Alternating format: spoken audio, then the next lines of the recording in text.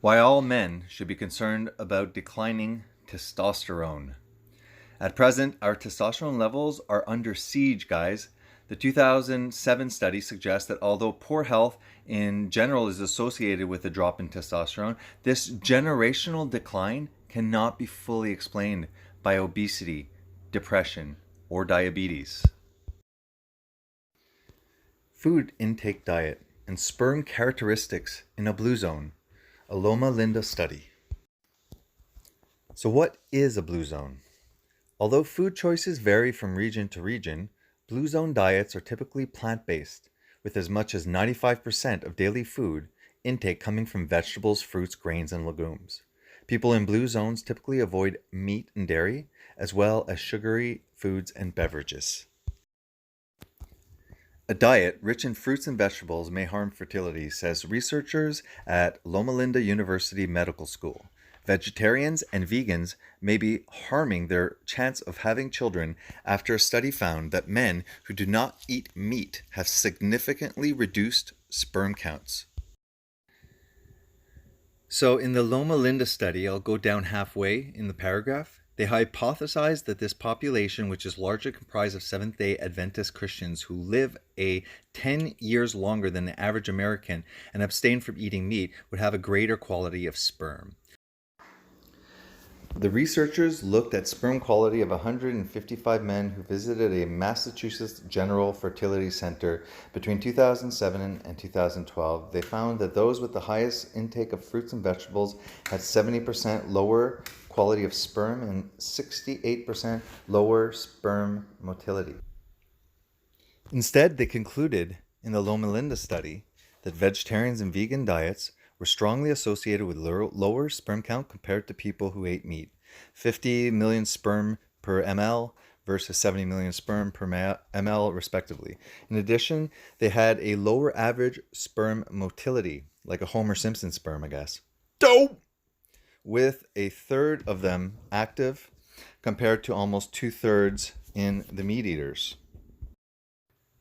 There are several variations of this diet. Approximately 40% of Adventists follow a plant-based diet.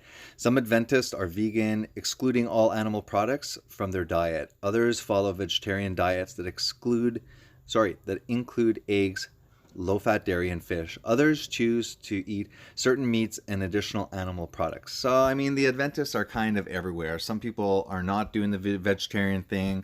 There's 40% that are plant-based. There's probably a small subgroup that are, full vegans, and then there's others that are like, whatever, I'm an Adventist, but I'm still eating meat. It's strongly discouraged, but technically they're not going to, excommunicate you like a Jehovah if you're eating like a steak. So we're looking at this vegetarian diet, and they're saying that, these people in this blue zone are living 10 years longer than the average American eating a Western diet. There's nothing impressive with that, guys. Of course, the Western diet is a high carb and inflammatory diet full of seed oils, lots of processed foods. So, of course, if you are going towards a vegetarian diet where you're not excluding eggs, where you are having milk, where you are having cheeses or fish, I mean, I'm a big proponent of eggs. It's the foundation of my diet. I eat 4 to 8 eggs per day. Now, I've already gone through the nutritional information. I'm going to pop it up again about what nutrients, what vitamins, what fat-soluble vitamins are in eggs. It's like it has a little bit of every essential vitamin, and if you have a couple of eggs, you complete most of your D, your E, your A is on almost half complete with 4 eggs. So let's look up and do the math. Like, how many eggs would you need to complete almost everything?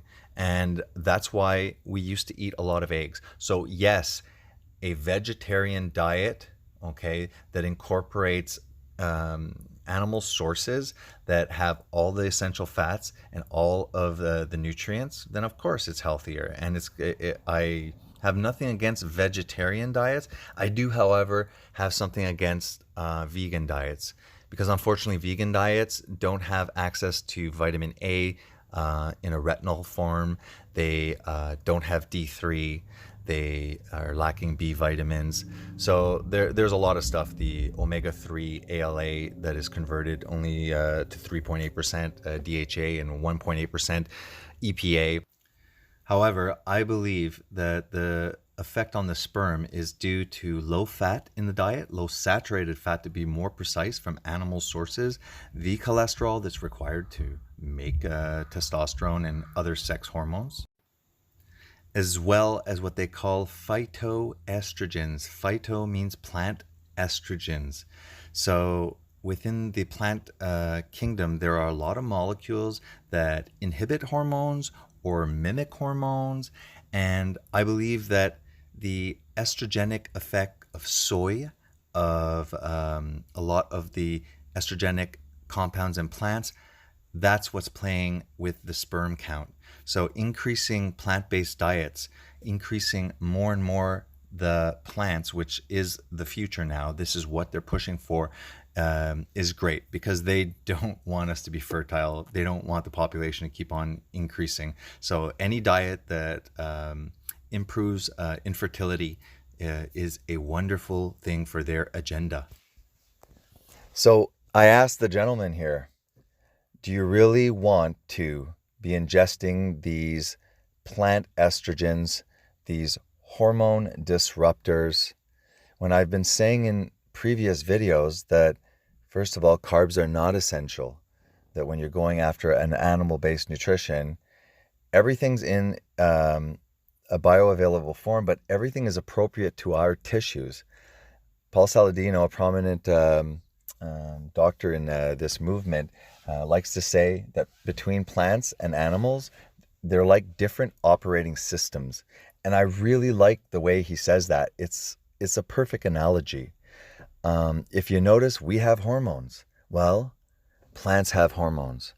We have antioxidants. Well, plants have antioxidants. So you see, they have these vitamins, beta carotene, but we need retinol. But that's their version of vitamin A. And they have their version of vitamin D. It's called D2, but the animals have D3 and we need D3.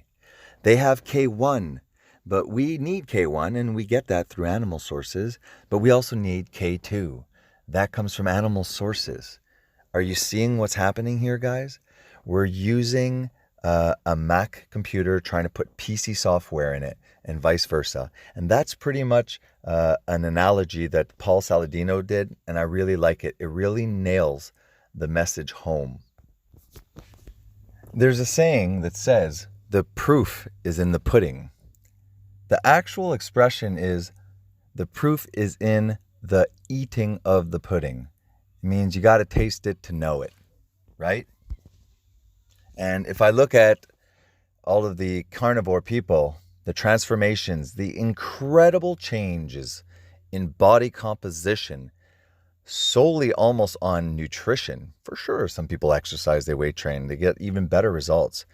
But to see the hormonal profile that a ketogenic diet and a animal-based ketogenic diet, aka carnivore diet, the amount of access due to the low carb intake, that ability to lean you out, to keep you in access to the fat storage, so that you're not only leaning yourself out, you're feeding your brain, and it's just like a super fuel. Now, all of these people seem to be looking pretty damn amazing. I feel like I'm totally jacked compared to what I used to be. Paul Saladino looks pretty damn good. In shape. You got Primal Edge, carnivore. Look at him. You got Frank Tufano. You got Sean Baker. Are you seeing the body composition on these guys? Let's look at some vegans. Let's look at vegan gains. This prominent vegan on YouTube, very influential, very popular. This is a picture of him initially when he first became vegan. Therefore, most of his gains were before veganism. And this is him after all those vegan gains. A fat, bloated, swollen, depressed person with mental illness now.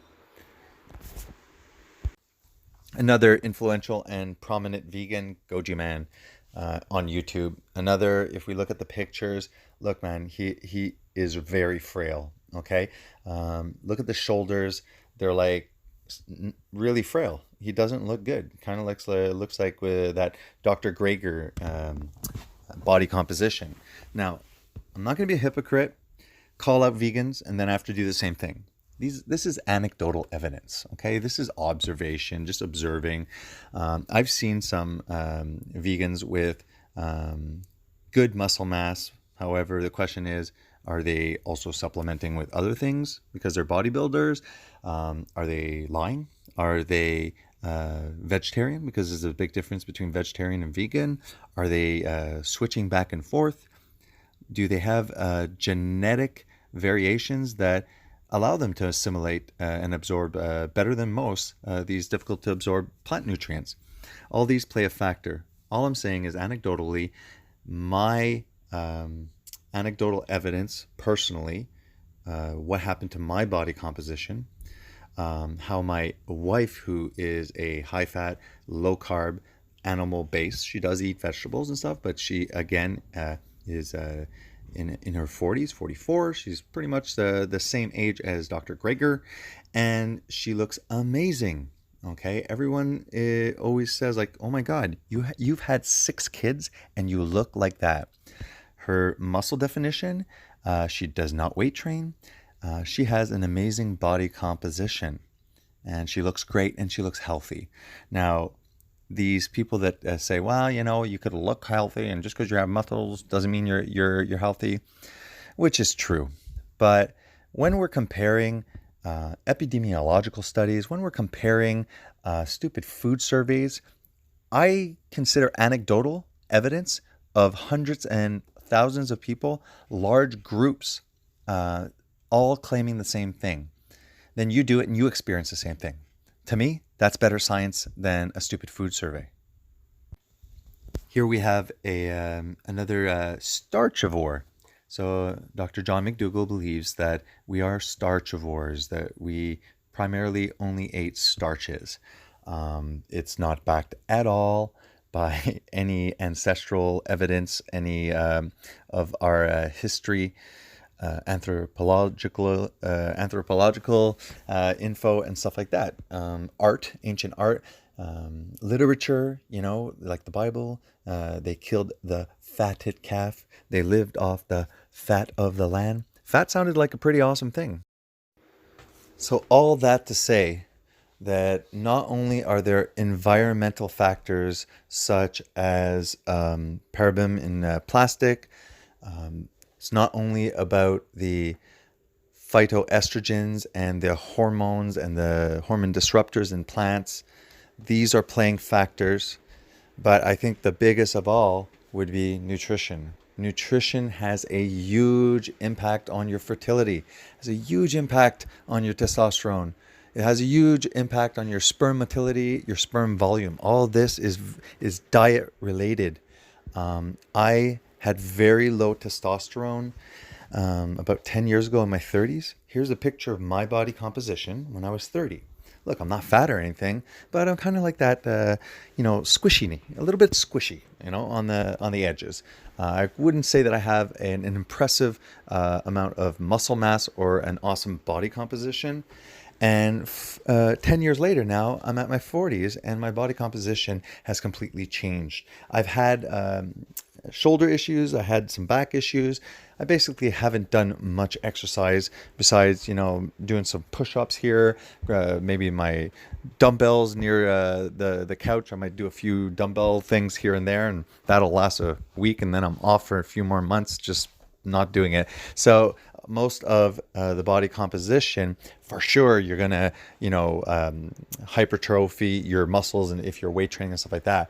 But we all know, any smart person that knows a little bit about exercise and nutrition knows that if you're not eating, then the training, you're not going to get much results. Like the majority of your gains and results are done outside of the gym when you're resting and you're eating properly, right? So at one point, I did my testosterone levels. All right, they were extremely low. In fact, in Ontario, the limit where I was at 7, the lower limit was 9. So depending on what province, I would have literally been in my 30s, needing what, almost testosterone replacement at that point, because that's how low my testosterone was. I think that all the stuff that I've been talking to you about was the reason, primarily my diet. Okay.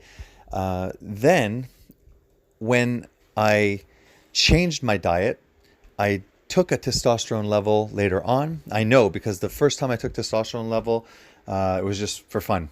The second time, if I took it on that blood test, you can see the history, it doubled. And I know that that's when I got into exercise. I started eating properly and stuff like that. And my testosterone had went up. And now, 10 years later, I went from 7 to 15 point something.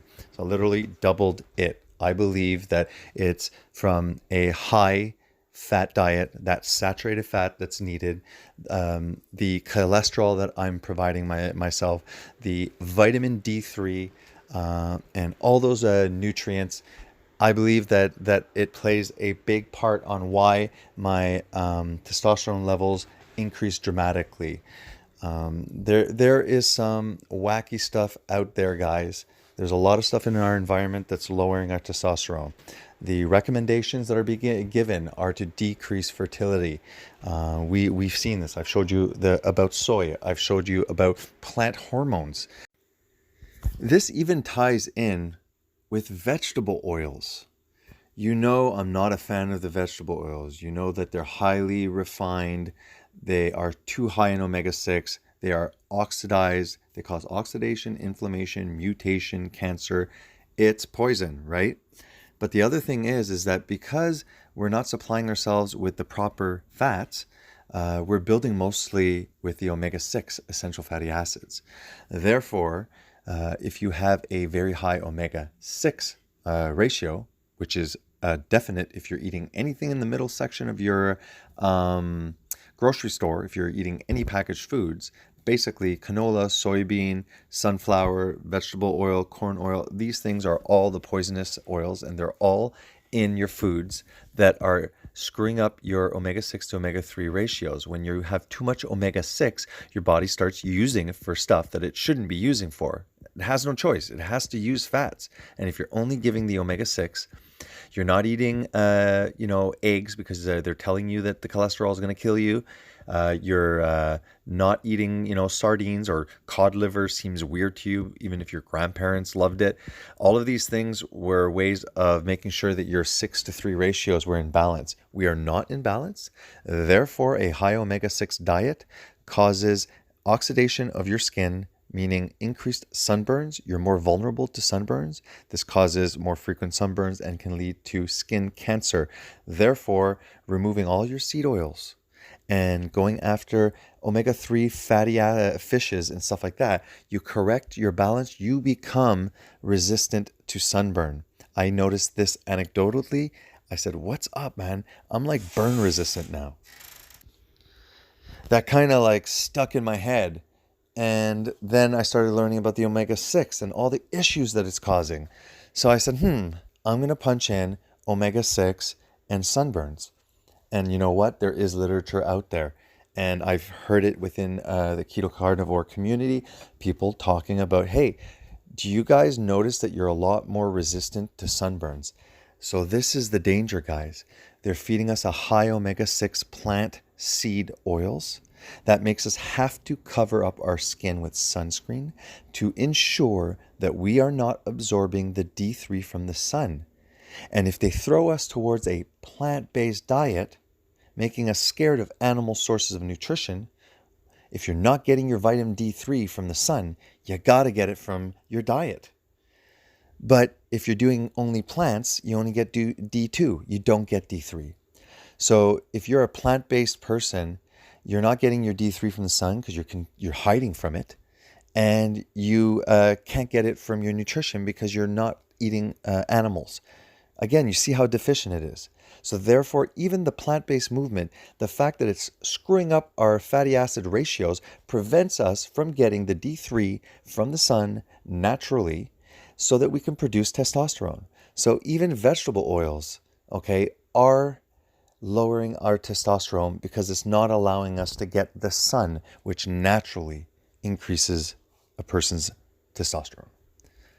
That's pretty wild, like to see like, oh my God, this thing really runs deep there. It's like it's all interconnected and it's all pushing us towards infertility and low testosterone.